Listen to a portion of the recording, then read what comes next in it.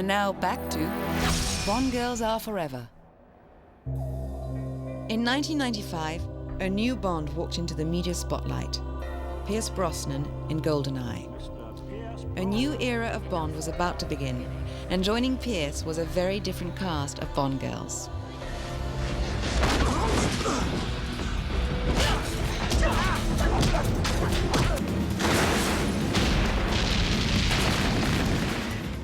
What I love most about Bond women, and especially Bond women of today, is not only are they beautiful and sexy, but they're also have evolved into very intelligent, articulate, and very well-equipped adversaries for Bond.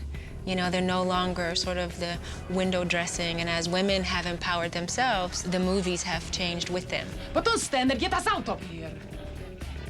Yes. It's become cool to be a Bond woman. Certainly when I did the Bond woman, it wasn't cool. Michelle Yeoh could kick ass. From the moment Michelle Yeoh arrived on the Bond set in Tomorrow Never Dies, it was clear that James Bond had finally met his match. My character is definitely not the traditional Bond girl. Thanks for washing my hair. I work alone. She's the woman of the 90s, you know, who was aggressive, who was confident, who was able to do things which Bond can. In all my previous movies, I'm used to doing all my own stunt work. A lot of the action sequences where it's hand-to-hand combat, I'm able to do everything.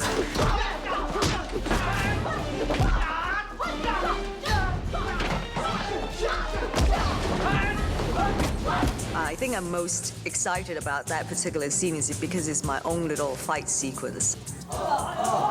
Most of the time, you're just concentrating on giving your best, and then hopefully everything around you is also working in that same direction.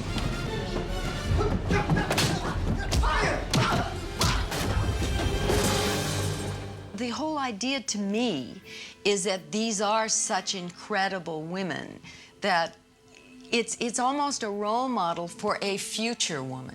They've become better, bigger, badder villains. You understand? Nobody can resist me. I don't know how long I was on the screen, but not as much as any of the Bond girls today. The roles are better for women in general. I mean, not only in the Bond pictures. I think it's wonderful to watch them intellectually go toe-to-toe, and as they've evolved, those are the kinds of women they've become, and they're sexy, at the same time they're smart, they are very combative, they can fight, they're assassins. You know, they're all different kinds of women.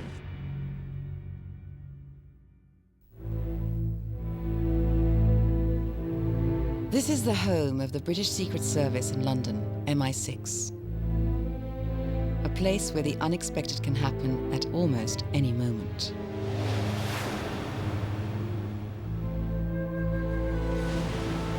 But perhaps the most surprising development inside James Bond's MI6 was the decision to give the role of M to a woman. When suddenly I was asked to play M, the people who were most excited in my family, I was rather dumbstruck, but my husband and my daughter were very excited indeed. My husband thought it was great to have a Bond woman. Well, it was Bond girl once, but it's Bond woman now, I know, as you can it's see. politically incorrect to say Bond girl now, isn't it? I know. Dame Judi Dench is one of our finest actresses.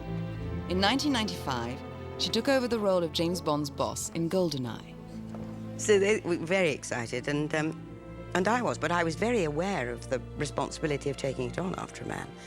It had never even come into my kind of consciousness that it might ever be a woman. I then had to think about actually how I was going to play this.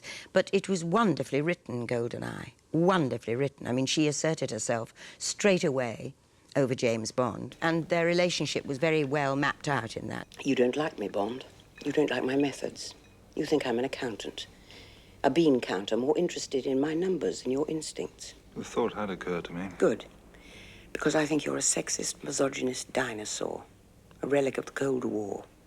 Whose boyish charms, though wasted on me, obviously appeal to that young woman I sent out to evaluate you.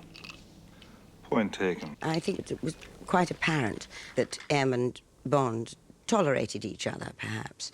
But I think it's got fonder over 4 years. I think she's quite fond of him. Use your relationship with Mrs. Carver, if necessary. I doubt if she'll remember me. Remind her. Then pump her for information. You'll just have to decide how much pumping is needed, James. Judi Dench's M was paired up with Samantha Bond as her assistant, Miss Moneypenny, who added a new kind of sassiness to the role. I think I'm lucky to have arrived at it in the 90s, which is when I started. I think that the sexuality within the role has been allowed to become more equal. James, have you brought me a souvenir from your trip? Chocolates? An engagement ring? I thought you might enjoy one of these. How romantic. Mm. I know exactly where to put that. Oh, Moneypenny. The story of our relationship. Close, but no cigar. When it was Lois Maxwell and it all had to be, I mean, it's all there, but it's all very restrained. Lois Maxwell used to, as Miss Moneypenny, just have her tongue hanging out all the time, didn't she? Moneypenny, you are better than a computer. In all sorts of ways. But you never take advantage of them. I like to think that my Moneypenny can meet Bond as an equal in that way. Definitely. Well, we like to give it a go. What do you think of the fact that now it's not politically correct to say Bond girls and they say Bond women? Gives more impact. I know, it's like, please. They never called me the Bond woman.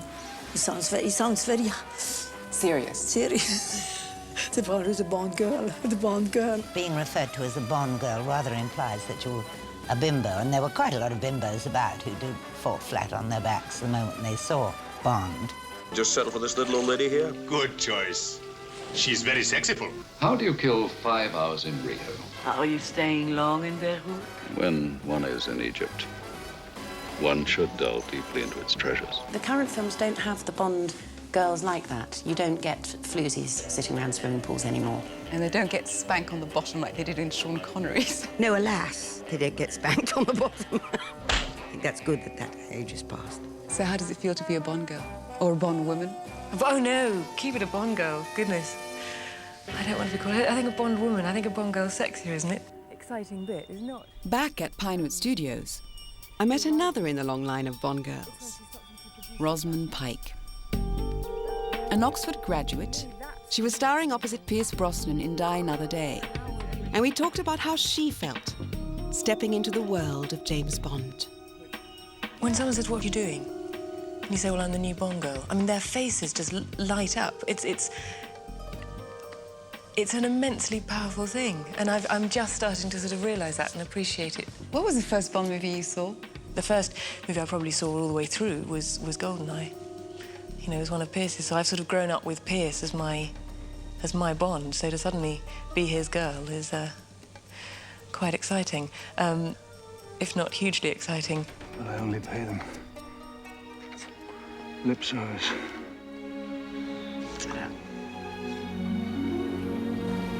Probably the most exciting thing so far about my character is that she's a top-class, I mean world-class fencer. So they've got me in training.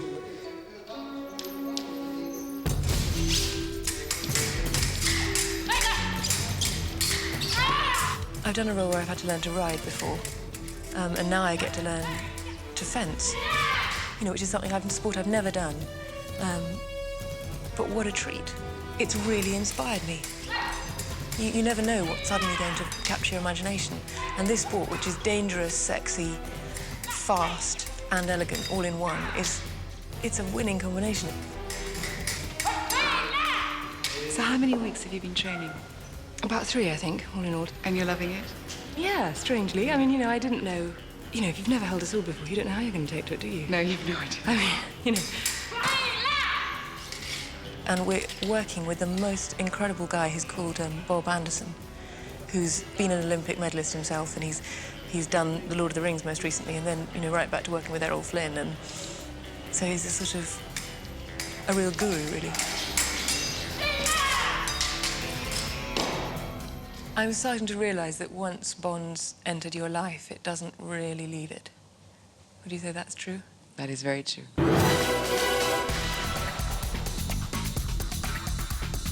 2006 gave us a new Bond, and a new Bond leading lady. Eva Green joined Daniel Craig to retell the very first Bond story of them all, Casino Royale. And when I spoke with Eva just before the movie premiered, she was very conscious of the differences from Ian Fleming's 1953 novel. At the beginning in the book, I remember she's quite passive, or she's very mysterious, enigmatic, and she's quite quiet. In the script, she is very quick-witted, and she always has, you know, the right words, and she's really, really intelligent. I'm the money. I will be keeping my eye on our government's money and of your perfectly formed house. You noticed. She meets Bond on this mission, and they're both quite hard with one another at the beginning. You know, they constantly spar with one another, quite tough, and then they get to know one another, they amuse one another, and they fall in love. It's such a fantastic script, and I'm very proud of this movie. You know, I grew up with Bond, you know, it's part of history. Eva Green's co-star in Casino Royale is the gorgeous Italian actress Caterina Morino. And when the script called for a dramatic beach ride in the Bahamas, she was also conscious of her place in Bond history. Before to start the movie, I have an accident with the horse. And I thought to ask to the production to double me, to make a stunt woman for my part. And a friend of mine, a French producer, told me, Katrina, you go inside the history. And if you make this scene, riding a horse with a green bikini, typical of the Bond girl scene, you go inside the history. And do you want a stunt woman go at your place? So do you think Bond girls are forever? Absolutely. Bond movie and Bond girls are forever. And, wow. Caterina Morino and Eva Green are the newest members of the Bond Girls Club. And if their lives are anything like the rest of ours, they're in for quite a ride.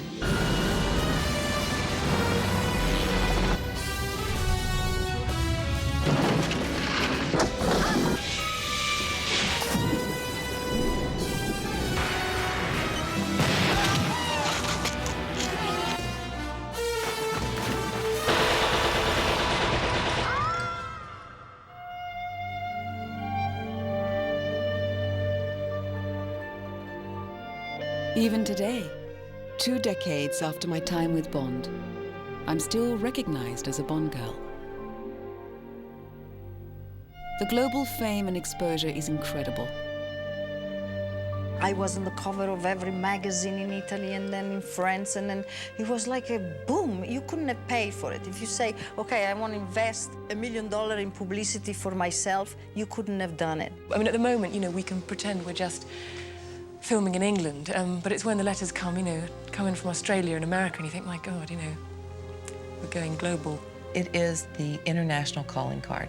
If you've been in a Bond movie, you go wherever, and they know you. I know personally that I get more fan mail to this day for James Bond than I get for all my other films put together, and I bet it's the same for you, isn't it? Absolutely. When you do get all this fan mail, as we all do, there's a part of me that say that I really don't want to perpetuate this myth, or you don't understand, this is not who I am. At the same token as you don't want to take away people's fantasies. I suppose if you got to this stage in life and nobody ever remembered anything you'd ever played, it would be a bit tragic, wouldn't it?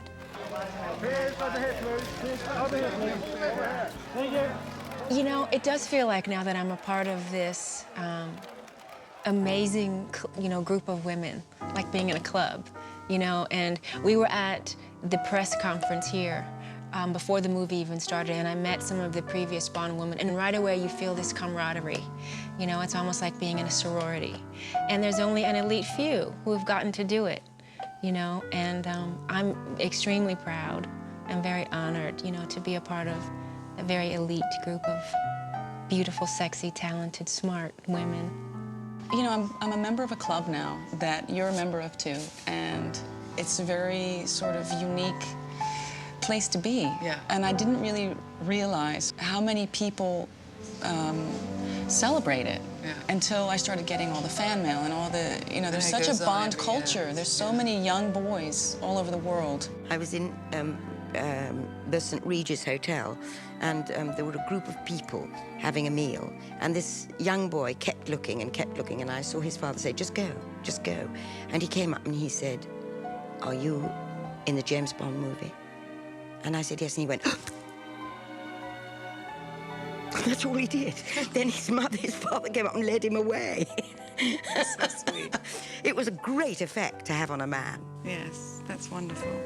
You know. Yeah. Even though he was 10. Yeah.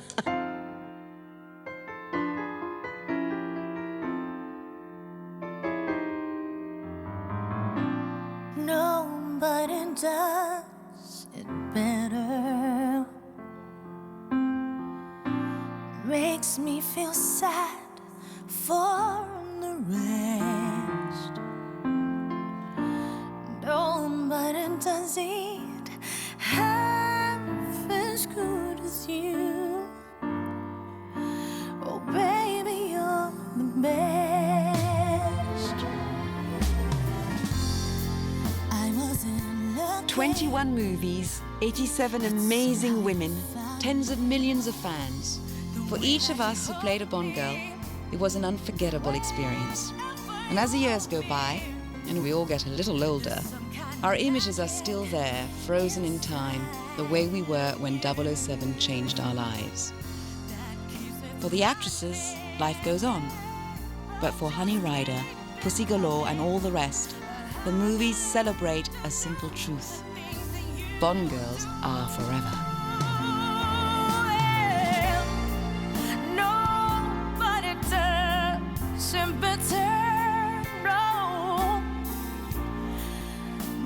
Feel sad